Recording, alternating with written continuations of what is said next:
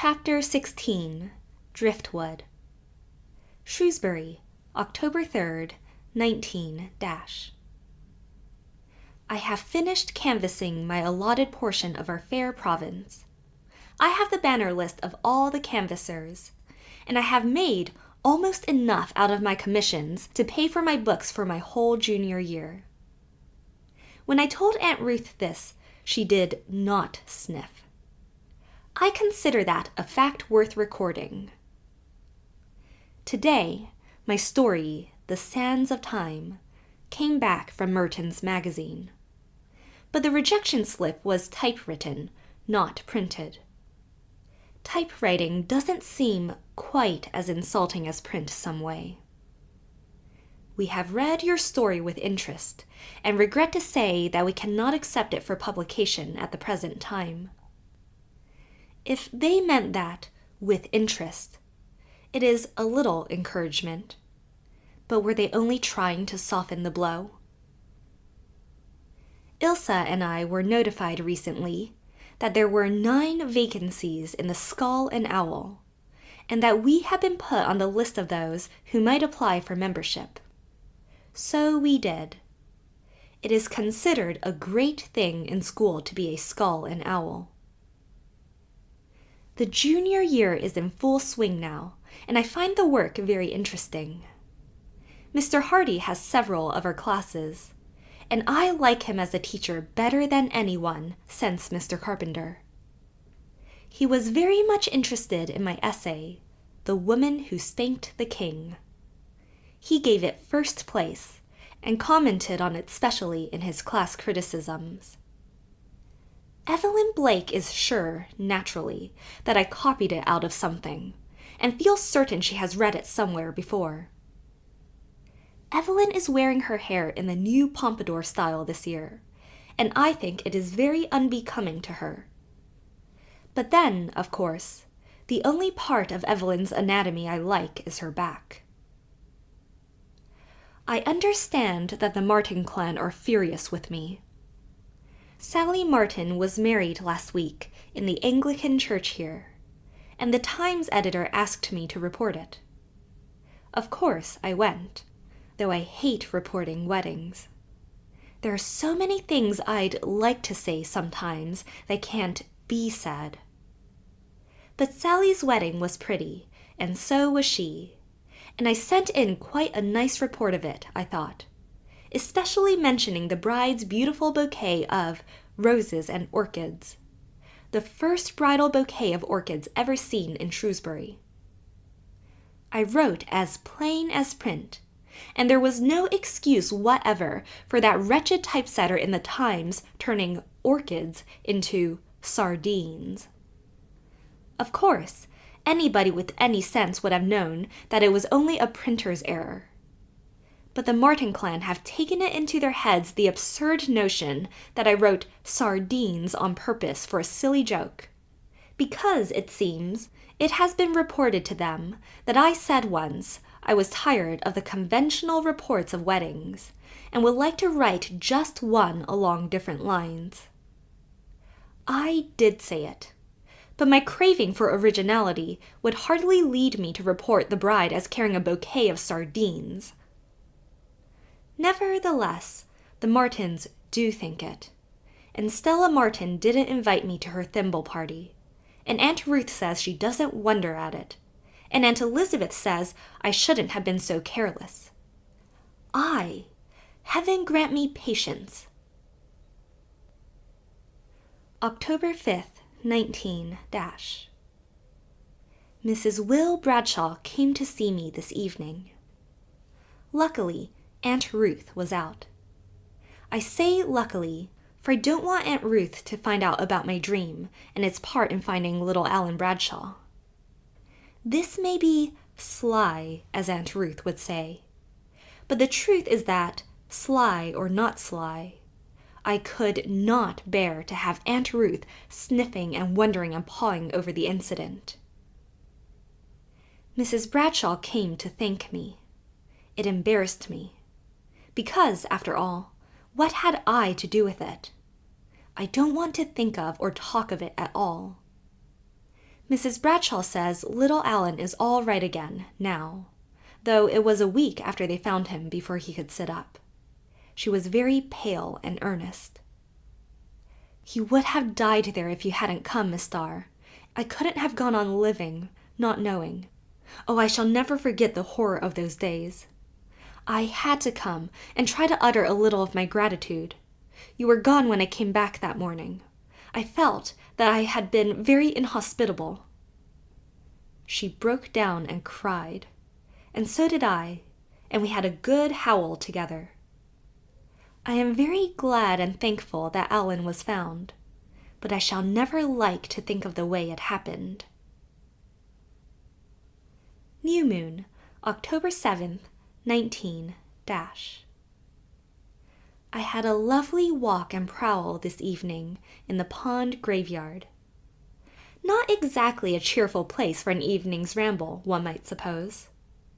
But I always like to wander over that little westward slope of graves in the gentle melancholy of a fine autumn evening.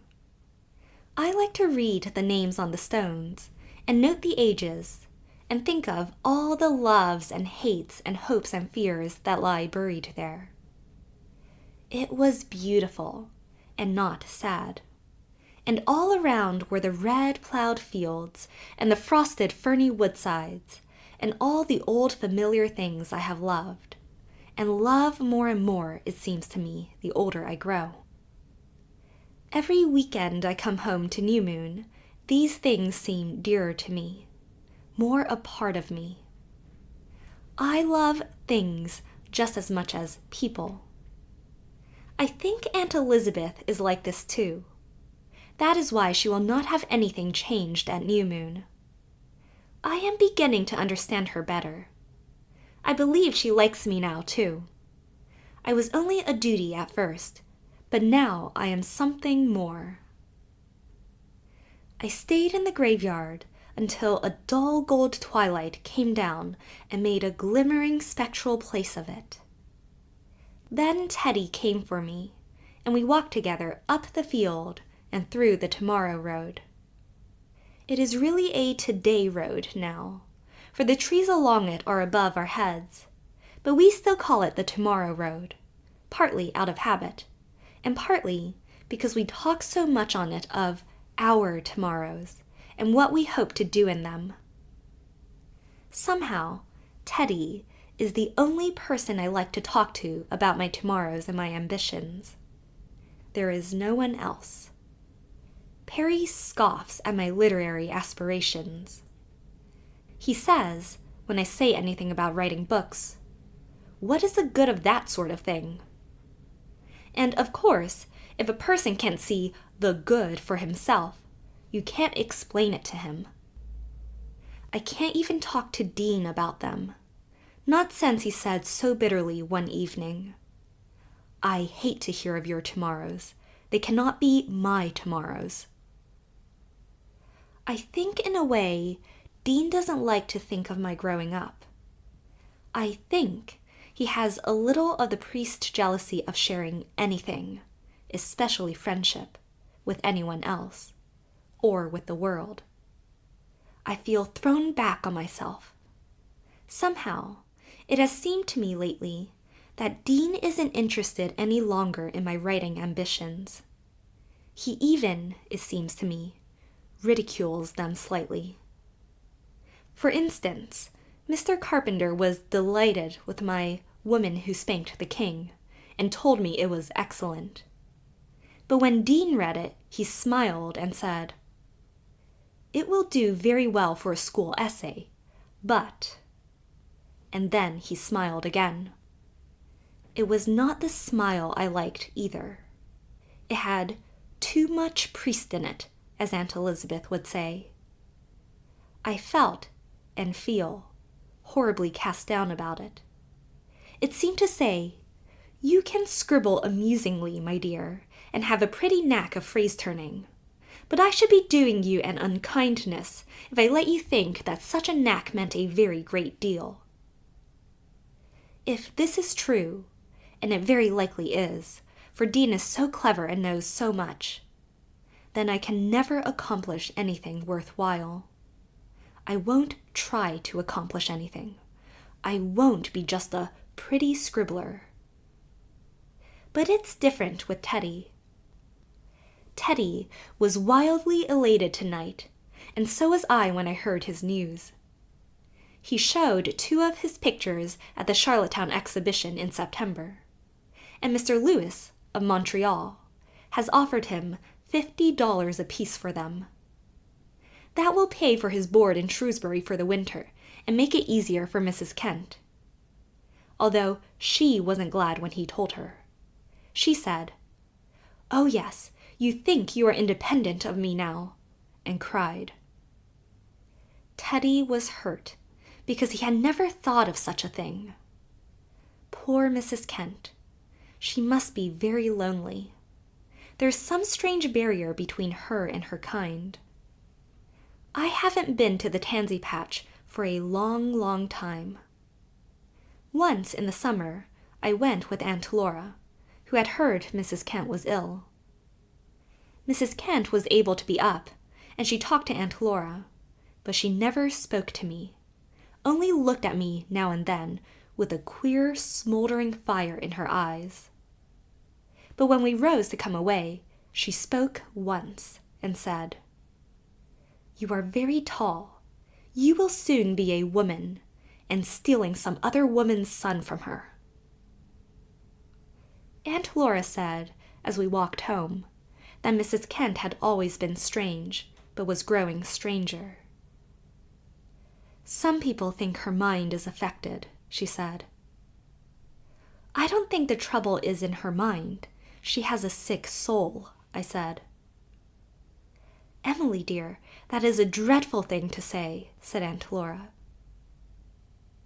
"I don't see why. If bodies and minds can be sick, can't souls be too? There are times when I feel as certain as if I had been told it, that Mrs. Kent got some kind of terrible soul wound sometime, and it has never healed. I wish she didn't hate me. It hurts me to have Teddy's mother hate me. I don't know why this is. Dean is just as dear a friend as Teddy, yet I wouldn't care if all the rest of the Priest clan hated me." October 19th, 19 Ilsa and the other 7 applicants were elected skulls and owls. I was black-beaned. We were notified to that effect Monday. Of course, I know it was Evelyn Blake who did it. There is nobody else who would do it. Ilsa was furious. She tore into pieces the notification of her election and sent the scraps back to the secretary with a scathing repudiation of the Skull and Owl and all its works. Evelyn met me in the cloakroom today and assured me that she had voted for both Ilsa and me. "Has anyone been saying you did not?" I asked, in my best Aunt Elizabethan manner. "Yes, Ilsa has," said Evelyn peevishly.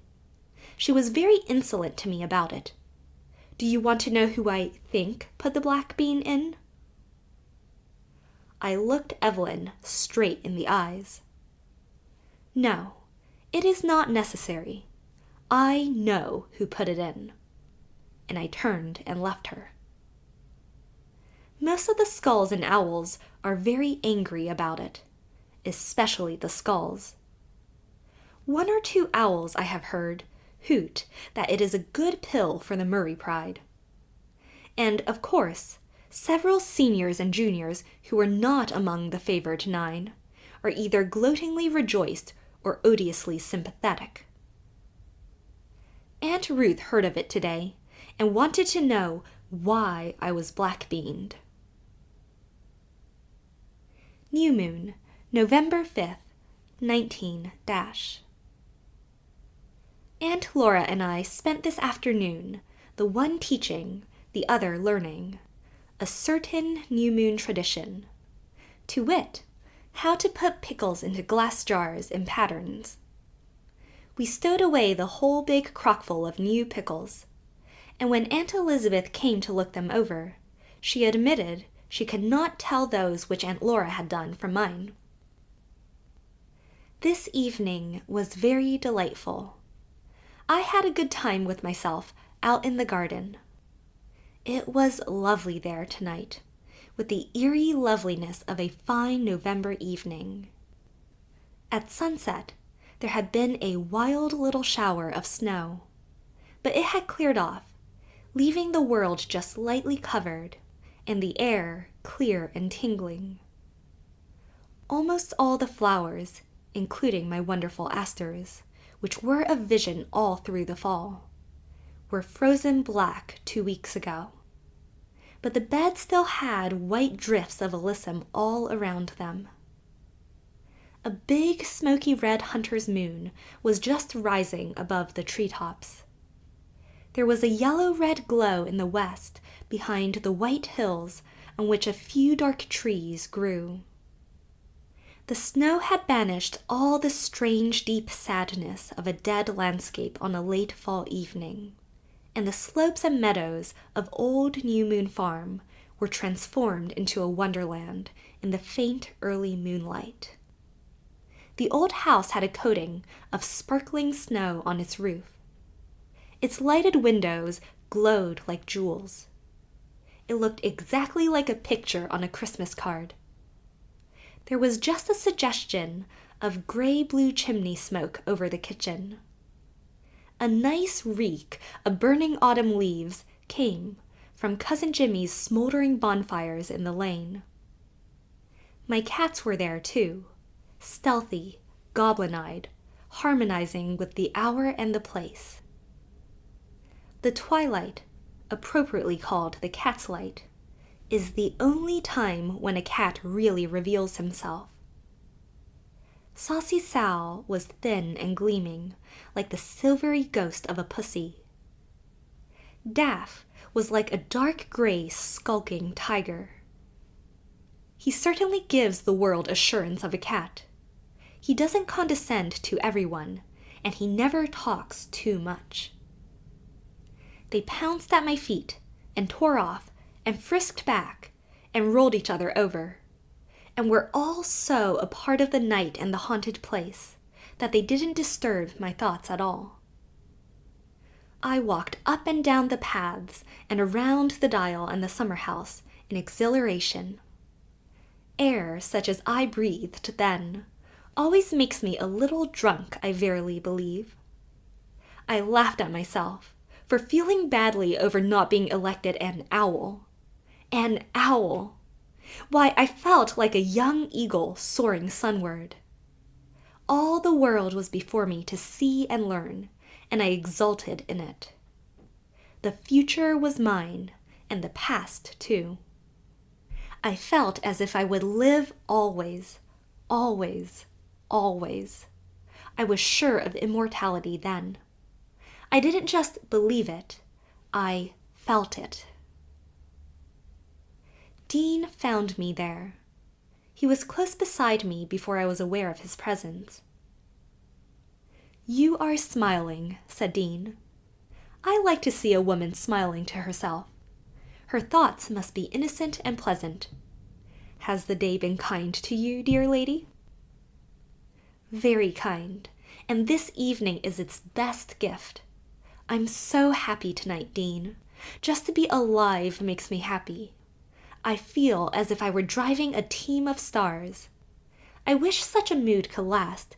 I feel so sure of myself tonight, so sure of my future.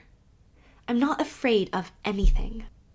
At life's banquet of success, I may not be the guest of honor, but I'll be among those present." "You look like a seeress gazing into the future as I came down the walk," said Dean, "standing here in the moonlight, white and rapt. Your skin is like a narcissus petal. You could dare to hold a white rose against your face. Very few women can dare that. You aren't really very pretty, you know, Star, but your face makes people think of beautiful things, and that is a far rarer gift than mere beauty." I like Dean's compliments. They are always different from anybody else's, and I like to be called a woman." "You'll make me vain," I said. "Not with your sense of humor," said Dean. "A woman with a sense of humor is never vain. The most malevolent bad fairy in the world couldn't bestow 2 such drawbacks on the same christened babe." "Do you call a sense of humor a drawback?" I asked. "To be sure it is. A woman who has a sense of humor possesses no refuge from the merciless truth about herself. She cannot think herself misunderstood. She cannot revel in self-pity. She cannot comfortably damn anyone who differs from her. No, Emily, the woman with a sense of humor isn't to be envied." This view of it hadn't occurred to me. We sat down on the stone bench and thrashed it out. Dean is not going away this winter. I am glad. I would miss him horribly. If I can't have a good spiel with Dean at least once a fortnight, life seems faded. There's so much color in our talks. And then, at times, he can be so eloquently quiet. Part of the time tonight, he was like that. We just sat there in the dream and dusk and quiet of the old garden, and heard each other's thoughts. Part of the time, he told me tales of old lands and the gorgeous bazaars of the East. Part of the time, he asked me about myself, and my studies and my doings. I like a man who gives me a chance now and then to talk about myself. "What have you been reading lately?" he asked. This afternoon, after I finished the pickles, I read several of Mrs. Browning's poems. We have her in our English work this year, you know. My favorite poem is The Lay of the Brown Rosary, and I am much more in sympathy with Honora than Mrs. Browning was. "You would be," said Dean. "That is because you are a creature of emotion yourself. You would barter heaven for love, just as Honora did." "I will not love. To love is to be a slave," I said. And the minute I said it, I was ashamed of saying it, because I knew I had just said it to sound clever. I don't really believe that to love is to be a slave, not with Murray's anyhow. But Dean took me quite seriously. "Well, one must be a slave to something in this kind of a world," he said. "No one is free. Perhaps, after all, O daughter of the stars, love is the easiest to master, easier than hate, or fear, or necessity, or ambition, or pride. By the way, how are you getting on with the love-making parts of your stories?" "You forget, I can't write stories just now. When I can, well, you know, long ago, you promised you would teach me how to make love artistically." I said it in a teasing way, just for a joke. But Dean seemed suddenly to become very much in earnest. "Are you ready for the teaching?" he said, bending forward. For one crazy moment, I really thought he was going to kiss me. I drew back. I felt myself flushing. All at once, I thought of Teddy. I didn't know what to say. I picked up Daff, buried my face in his beautiful fur, listened to his inner purring. At that opportune moment, Aunt Elizabeth came to the front door and wanted to know if I had my rubbers on. I hadn't, so I went in, and Dean went home. I watched him from my window, limping down the lane. He seemed very lonely, and all at once I felt terribly sorry for him. When I'm with Dean, he's such good company, and we have such good times that I forget there must be another side to his life. I can fill only such a little corner of it. The rest must be very empty. November 14th, 19 There is a fresh scandal about Emily of Newmoon plus Ilsa of Blairwater.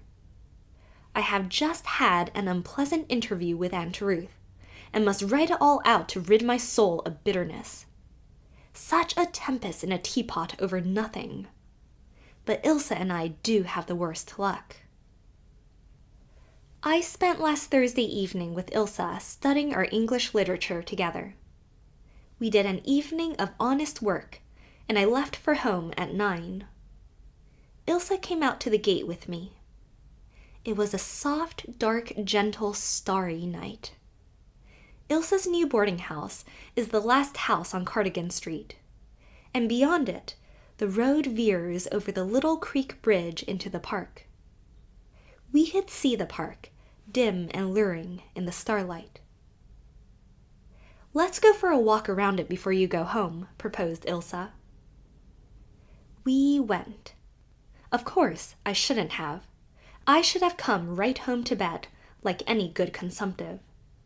But I had just completed my autumnal course of cod-liver emulsion, and thought I might defy the night air for once. So we went, and it was delightful. Away over the harbor we heard the windy music of the November hills, but among the trees of the park it was calm and still. We left the road and wandered up a little side trail through the spicy, fragrant evergreens on the hill. The firs and pines are always friendly, but they tell you no secrets as maples and poplars do. They never reveal their mysteries, never betray their long-guarded lore. And so, of course, they are more interesting than any other trees. The whole hillside was full of nice elfish sounds and cool elusive night smells, balsam and frosted fern. We seemed to be in the very heart of a peaceful hush.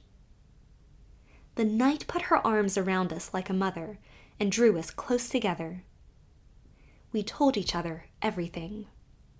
Of course, next day, I repented me of this, though Ilse is a very satisfactory confidant and never betrays anything, even in her rages. But then, it is not a Murray tradition to turn your soul inside out, even to your dearest friend. But darkness and fir balsam make people do such things. And we had lots of fun, too. Ilse is such an exhilarating companion. You're never dull a moment in her company. Altogether, we had a lovely walk, and came out of the park feeling dearer to each other than ever, with another beautiful memory to share. Just at the bridge, we met Teddy and Perry coming off the western road. They'd been out for a constitutional hike.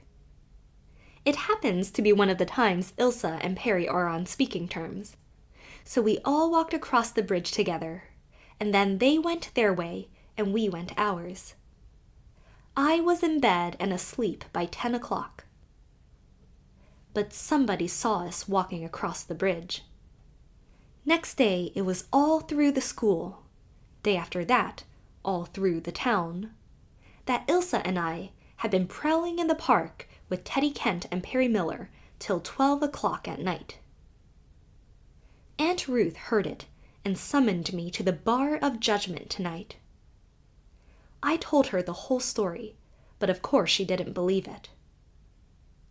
"You know I was home at 9:45 last Thursday night, Aunt Ruth," I said.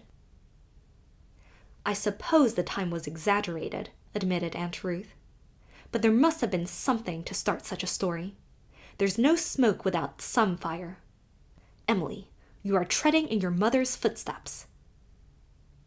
"Suppose we leave my mother out of the question. She's dead," I said. "The point is, Aunt Ruth, do you believe me or do you not?" "I don't believe it was as bad as the report," Aunt Ruth said reluctantly. "But you have got yourself talked about. Of course you must expect that, as long as you run with Ilse Burnley and off scourings of the gutter like Perry Miller. Andrew wanted you to go for a walk in the park last Friday evening, and you refused, I heard you. That would have been too respectable, of course." "Exactly," I said. "That was the very reason. There's no fun in anything that's too respectable." "Impertinence, miss, is not wit," said Aunt Ruth. "I didn't mean to be impertinent, but it does annoy me to have Andrew flung in my teeth like that. Andrew is going to be one of my problems. Dean thinks it's great fun. He knows what is in the wind as well as I do. He is always teasing me about my red-headed young man, my RHYM for short." "He's almost a rhyme," said Dean. "But never a poem," said I. Certainly, poor good dear Andrew is the stodgiest of prose. Yet I'd like him well enough, if the whole Murray clan weren't literally throwing him at my head. They want to get me safely engaged before I'm old enough to elope. And who so safe as Andrew Murray? Oh, as Dean says, nobody is free. Never, except just for a few brief moments now and then, when the flash comes, or when, as on my haystack night, the soul slips over to eternity for a little space. All the rest of our years we are slaves to something. Traditions, conventions, ambitions, relations. And sometimes, as tonight, I think that last is the hardest bondage of all. New Moon, December 3rd, 19 I am here in my own dear room, with a fire in my little fireplace by the grace of Aunt Elizabeth. An open fire is always lovely, but it is 10 times lovelier on a stormy night. I watched the storm from my window until darkness fell.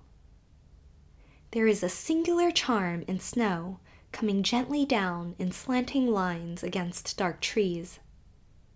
I wrote a description of it in my Jimmy book as I watched. A wind has come up since, and now my room is full of the soft, forlorn sigh of snow driving through Lofty John's spruce wood. It is one of the loveliest sounds in the world. Some sounds are so exquisite, far more exquisite than anything seen. Daff's purr there on my rug, for instance, and the snap and crackle of the fire, and the squeaks and scrambles of mice that are having a jamboree behind the wainscot. I love to be alone in my room like this. I like to think even the mice are having a good time. And I get so much pleasure out of all my little belongings. They have a meaning for me they have for no one else. I have never for one moment felt at home in my room at Aunt Ruth's. But as soon as I come here, I enter into my kingdom. I love to read here, dream here, sit by the window, and shape some airy fancy into verse. I've been reading one of Father's books tonight. I always feel so beautifully near to Father when I read his books, as if I might suddenly look over my shoulder and see him. And so often, I come across his penciled notes on the margin, and they seem like a message from him. The book I'm reading tonight is a wonderful one. Wonderful in plot and conception. Wonderful in its grasp of motives and passions. As I read it, I feel humbled and insignificant, which is good for me. I say to myself, "You poor, pitiful little creature, did you ever imagine you could write? If so, your delusion is now stripped away from you forever, and you behold yourself in your naked paltriness." But I shall recover from this state of mind, and believe again that I can write a little, and go on cheerfully producing sketches and poems until I can do better. In another year and a half, my promise to Aunt Elizabeth will be out, and I can write stories again. Meanwhile, patience. To be sure, I get a bit weary at times of saying patience and perseverance. It is hard not to see all at once the results of those estimable virtues. Sometimes I feel that I want to tear around and be as impatient as I like. But not tonight. Tonight, I feel as contented as a cat on a rug. I would purr if I knew how. December 9th, 19 This was Andrew night. He came, all beautifully groomed up as usual. Of course, I like a boy who gets himself up well, but Andrew really carries it too far. He always seems as if he had just been starched and ironed, and was afraid to move or laugh for fear he'd crack. When I come to think of it, I've never heard Andrew give a hearty laugh yet. And I know he never hunted pirate gold when he was a boy. But he's good and sensible and tidy, and his nails are always clean, and the bank manager thinks a great deal of him. And he likes cats in their place. Oh, I don't deserve such a cousin. January 5th, 19 Holidays are over. I had a beautiful 2 weeks at Old White-Hooded New Moon. The day before Christmas, I had 5 acceptances. I wonder I didn't go crazy. 3 of them were from magazines who don't pay anything but subscriptions for contributions. But the others were accompanied by checks. One for $2 for a poem, and one for $10 for my Sands of Time, which has been taken at last. My first story acceptance. Aunt Elizabeth looked at the checks and said wonderingly, "Do you suppose the bank will really pay you money for those?" She could hardly believe it, even after Cousin Jimmy took them to Shrewsbury and cashed them. Of course, the money goes to my Shrewsbury expenses, but I had no end of fun planning how I would have spent it if I had been free to spend. Perry is on the high school team who will debate with the Queen's Academy boys in February. Good for Perry. It's a great honor to be chosen on that team. The debate is a yearly occurrence, and Queen's has won for 3 years. Ilsa offered to coach Perry on the elocution of his speech, and she is taking no end of trouble with him, especially in preventing him from saying development when he means development. It's awfully good of her, for she really doesn't like him. I do hope Shrewsbury will win. We have The Idylls of the King in English class this term. I like some things in them, but I detest Tennyson's Arthur. If I had been Guinevere, I'd have boxed his ears, but I wouldn't have been unfaithful to him for Lancelot, who is just as odious in a different way. As for Geraint, if I had been Enid, I'd have bitten him. These patient Griseldas deserve all they get. Lady Enid, if you had been a Murray of Newmoon, you would have kept your husband in better order, and he would have liked you all the better for it. I read a story tonight. It ended unhappily. I was wretched until I had invented a happy ending for it. I shall always end my stories happily. I don't care whether it's true to life or not. It's true to life as it should be, and that's a better truth than the other. Speaking of books, I read an old one of Aunt Ruth's the other day, The Children of the Abbey. The heroine fainted in every chapter and cried quarts if anyone looked at her. But as for the trials and persecutions she underwent, in spite of her delicate frame, their name was legion, and no fair maiden of these degenerate days could survive half of them, not even the newest of new women. I laughed over the book until I amazed Aunt Ruth, who thought it a very sad volume. It is the only novel in Aunt Ruth's house. One of her beaux gave it to her when she was young. It seems impossible to think that Aunt Ruth ever had beaux. Uncle Dutton seems an unreality, and even his picture on the crepe-draped easel in the parlor cannot convince me of his existence.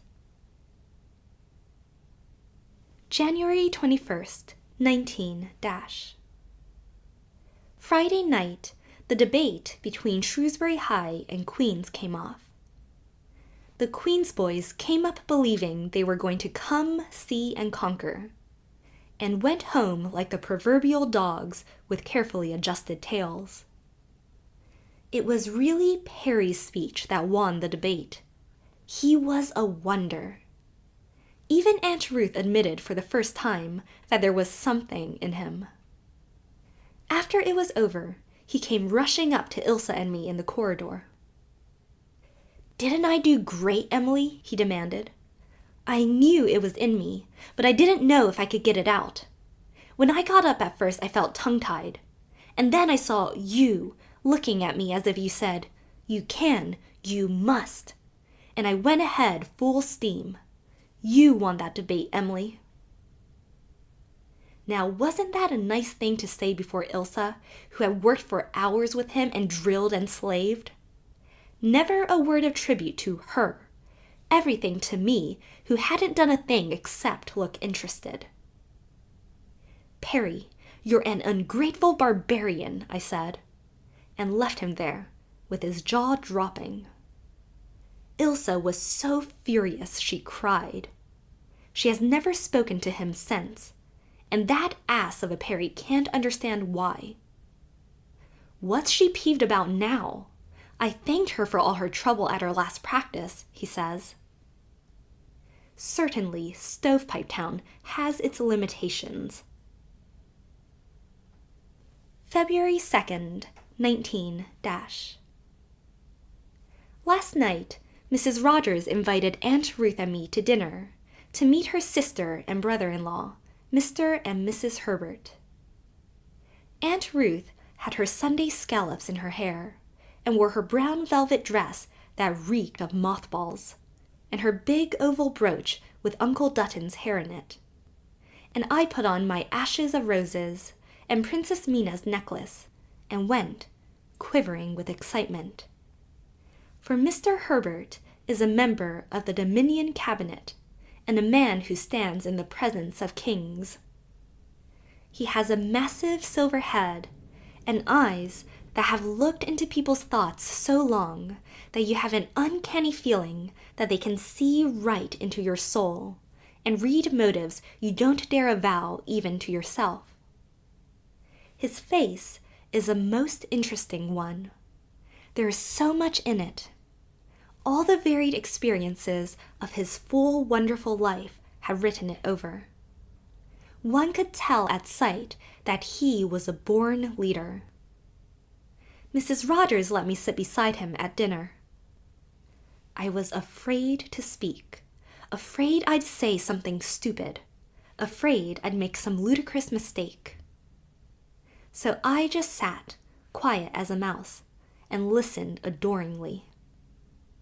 Mrs. Rogers told me today that Mr. Herbert said, after we had left, "That little star girl of New Moon is the best conversationalist of any girl of her age I ever met."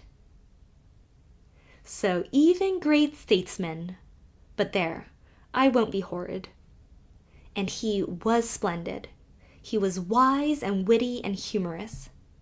I felt as if I were drinking in some rare, stimulating mental wine. I forgot even Aunt Ruth's mothballs. What an event it is to meet such a man and take a peep through his wise eyes at the fascinating game of empire building. Perry went to the station today to get a glimpse of Mr. Herbert. Perry says he will be just as great a man some day. But no. Perry can, and I believe will, go far, climb high. But he will be only a successful politician, never a statesman. Ilse flew into me when I said this.